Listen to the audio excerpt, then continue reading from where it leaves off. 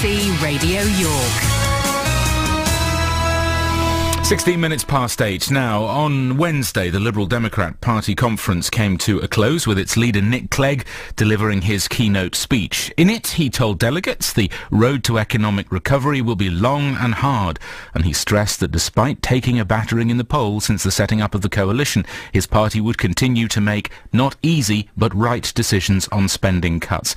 He also criticised Labour leader Ed Miliband, claiming that they left the UK teetering on the edge of an economic precipice when they were voted out of office last year. Well, the conference season, as far as Labour is concerned, begins tomorrow as the party gathers in Liverpool. In a moment or two, two influential local members of the Labour Party joining me in the studio. First, though, let's talk to our political correspondent, Len Tingle, who will also be there, won't you, Len? Good morning to you. What can we expect this week? Well, I think the big question hanging over this is, can Ed Miliband effectively lead the Labour Party to improve its prospects? Because when you look back to the election, the general election, that was really a bit of a disaster for the, to say the least, for the Labour Party. They were kicked out of office and really did not do well at all. When you move on to the local government elections, there the party improved a little bit. But was that Ed Miliband, the then new leader, leading his party into the first national elections, or was it really just the collapse of the Liberal Democrats? They did reasonably well. It was sort of reverse bounce when you look at it. Liberal Democrats sort of fell down. The Conservatives managed to stay about the same, but when you look at say, the city of York, Labour did much better. But is that enough? Because when you look at the national polls, we're still seeing Labour just about flatlining, and the impression that Ed Miliband is making on the population as a whole is nowhere near as good as what you would have expected for a brand new leader bringing in brand new ideas. So a tough week for them ahead, do you think? I think a very tough week. The problem that they've got is that on a whole range of issues, health. Yesterday I was looking very strongly on Look North. We'll be looking at it again on the Politics show, which is coming live from Liverpool at 11:30 tomorrow. We were looking at police and police cuts. And the problem that the Labour Party has got is that they are attacking cuts in public spending, but at the same time, the party itself was advocating public spending cuts. They say not as fast nor as deep, and that the way that the coalition government is doing it is putting us back into recession. But the problem that they've got is that every time they stand up and say, we must stop these cuts, somebody will say, well, yes, but we're going to cut as well, aren't we?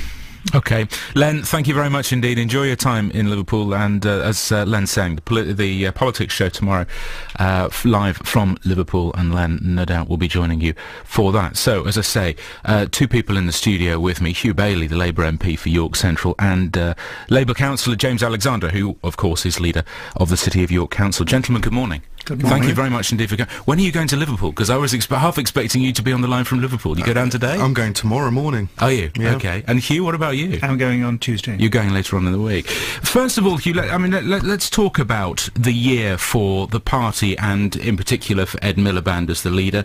How do you feel it's been? I think Len Tingle's summary is a little bit downbeat, but is basically right. We lost the election. It wasn't quite clear who the public wanted to win.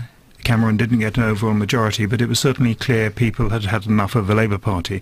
That means that the Labour Party has got to reflect on what went wrong, has got to change where it stands, and has got to build a platform that's attractive and more credible, particularly on the economic front, more credible than the Conservative and Lib Dem position by the time of the next election. Mm-hmm. I think some progress has been made, but this is a long-term game. It's another 4 years until the election takes place, and we need to play it in long term. We can't pretend that there's an election coming next May, much as many people in the country would like to see a change of government now.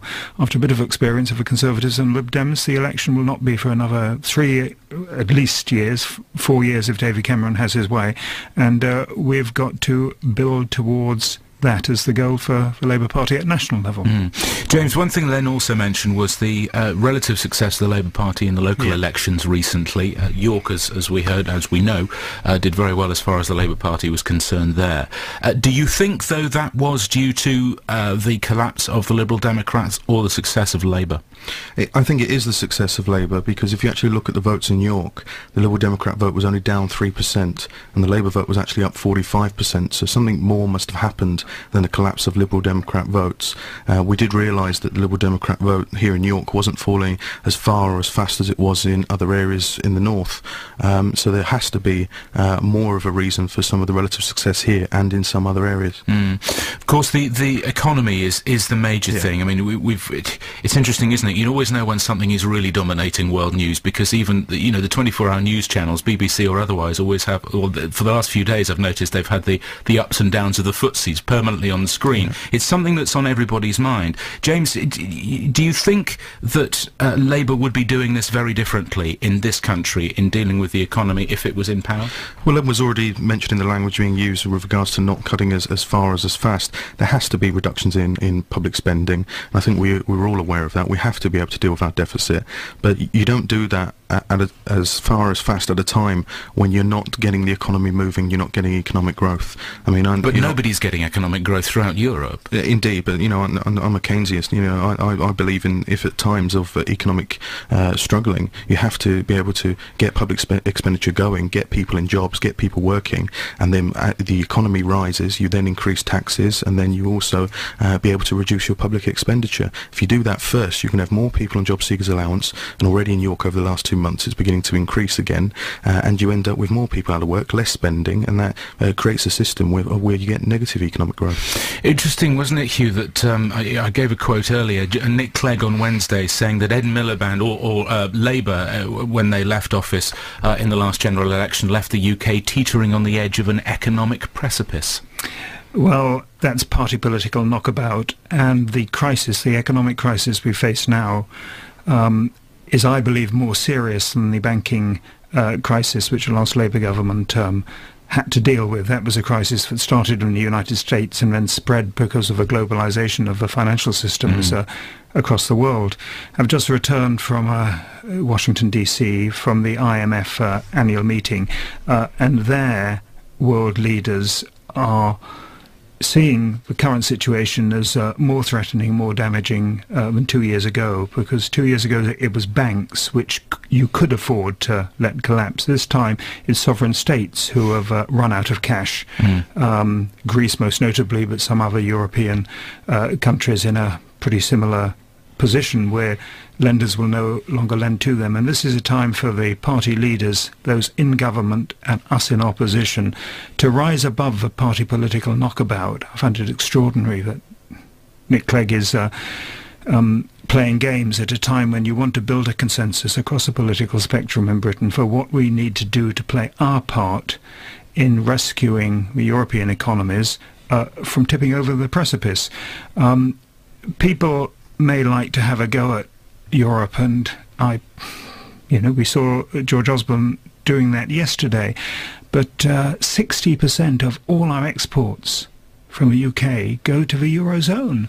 If the Eurozone goes down, we're in real trouble. The workers at Nestlé who export to Europe are in trouble. The workers at Aviva Life exporting insurance products to Europe are in trouble. The tourism economy, which employs 20,000 people in York, more in North Yorkshire as a whole, is in trouble if people from Europe, who are our biggest group of foreign tourists, don't come in, and if they do come in, spend less. This is a very serious problem indeed. And the things that can be done, you can't boost public spending on public service workers, but you can boost public spending on capital works, which would provide jobs in the construction sector. I've been talking with James Alexander about a new financial model whereby councils, like the City of York Council, could borrow to develop sites like the York Central site, which could be a new business park, a new housing development behind York Station, if the government allows them to borrow against their future rates income they would get from businesses if such a development went ahead. The Chancellor really needs to be thinking, working across party lines to find ways of financing an expansion, particularly for private sector jobs. OK, stay with us, gentlemen, if you will. Hugh Bayley and James Alexander, my guests on the programme. We'll talk to them in a moment or two time. I just want to go back to them for the final couple of minutes to talk about the conference, the Labour Party conference. Let's check in with Vic first. Hugh Bayley, the Labour MP for York Central, and the leader of the City of York Council, James Alexander, my guests. And thanks for staying on. It's good to talk about the conference as well. We were talking about the Lib Dem conference last week. We'll talk about Labour now, no doubt the Conservatives as well in the future. James, first though, your first conference as a leader of a council. Yep. Certain amount of sort of, pride as you walk through the door then in Liverpool? Probably slightly, hopefully not misplaced. But I have to be able to network and be able to get out there to make sure that York is definitely at the forefront with regards to future policy development in the party, and also very much on the radar of the Labour front bench. I think we've made some significant progress over the last year, actually, in terms of trying to get us up there. And we are doing some very innovative things in York. We're looking at city centre Wi-Fi. We are looking at things to boost the local economy, but I'm looking forward to it, and I'm apparently on a panel on Thursday morning, but I think a lot of people will have a hangover at that point, so I'm not sure how many people will be in the hall. Well, as long as you haven't got a hangover and you're there, then you'll be all right. I'm going to have to stay completely sober. You probably hate to be reminded that you are one of the youngest, if not the youngest. I'm not the youngest anymore, thankfully. Quite pleased. That's quite a relief to you, is it? Indeed, yes. But is it the way you think the party would like to go, is to get younger people with obviously good experience and good opinions, as far as the Labour Party is concerned? The party recognises that they would like a new generation to come forward, and they also recognise that they have to increase their base in local government. The average age of a councillor across the UK now is 59 and a half. They're mainly middle-class men, and we have to increase women, councillors of ethnic minority, as well as young councillors. I personally believe getting more young councillors involved in local government is a way of being able to open that up, because younger councillors are more inclined to try and attract women councillors as well as those from ethnic minorities to create a more representative base. Do you think, Hugh, it'll be a tough conference for the party? Every conference is a tough conference, and in opposition it's particularly difficult. I think the job of being leader of the opposition is infinitely harder than being Prime Minister, because as Prime Minister you have hundreds of thousands of civil servants working for you, writing up briefs. You have a platform every single day, and you're in charge of events, and people of course judge you on whether you're doing a good job or a bad job. You're always under pressure and in the public eye. But when you're leader of the opposition, you've got none of those assets, and yet you've got to convince the public that you will do a better job in power than the current Prime Minister, and that's a huge mountain to climb. It, of course, took the Conservatives, 4 different leaders till they found somebody who was able to capture the public's attention, and that was only when Labour was on the back foot, because of mistakes we'd made ourselves. But do you think David Miliband would be better at it than his brother Ed, who currently does it, obviously? No, I don't. The decision has been made. Ed is the guy who has led the party. If you look at his rating in the polls, it was described by Len as flatlining, but it's flatlining with a lot of peaks when he's been seen to react to the news of the world, phone hacking crisis, and take a decisive stand, which the Prime Minister wasn't willing to do. On the riots in the summer, the Prime Minister was away on holiday and said he didn't need to return. Ed Miliband was seen to be pushing events.